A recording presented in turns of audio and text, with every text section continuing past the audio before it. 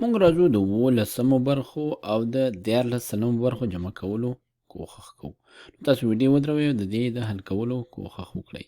ښه نو پیل کې کیدای شي دا لږ داسې ستونزمن غوندې ښکاره شي ځکه مونږ 15 برخې له 14 برخو سره جمع کوو. مونږ یو څه 10 برخې د یو څه 30 برخې سره یو ځای کوو. نو دا څنګه مونږ کولی شو؟ نو دې لپاره د پام وړ خبره دا چې مونږ دغه 15 برخې په داسې شکل ولیکو چې مخرج کې ورسره 100 راشي یا دا د 30 برخو په شکل لیکو.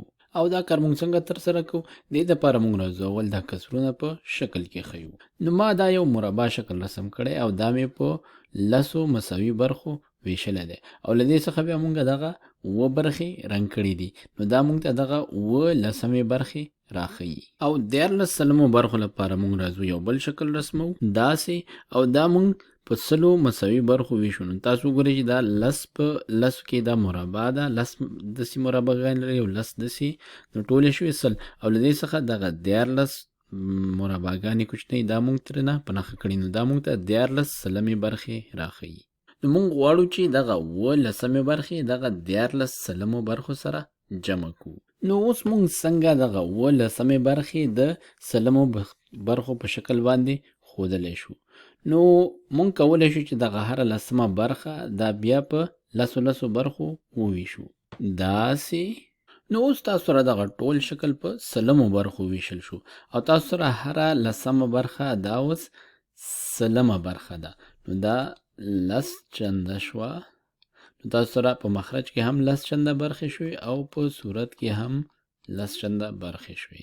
مخکې تاسو سره 17 برخې رنګ شوې وي او اوس تاسو سره 18 برخې رنګ شوي دي.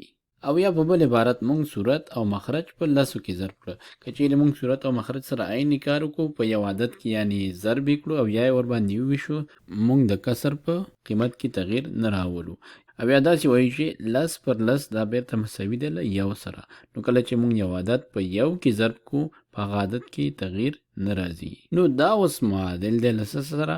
18 برخو سره. نو راځو مونږ دلته لیکو چې دا مساوي کیږي 18 برخې یا 18 پر 100 کوم چې دا دغه برخه ده جمع 14 برخې.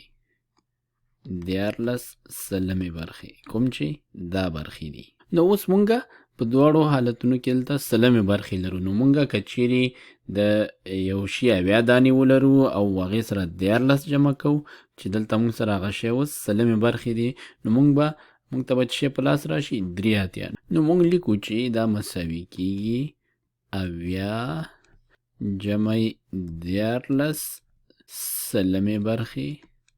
نو دا به مساوي شي له 3 80 او 14 3 سلمې برخې 3 پر 100 او دا زمونږ ځواب شو.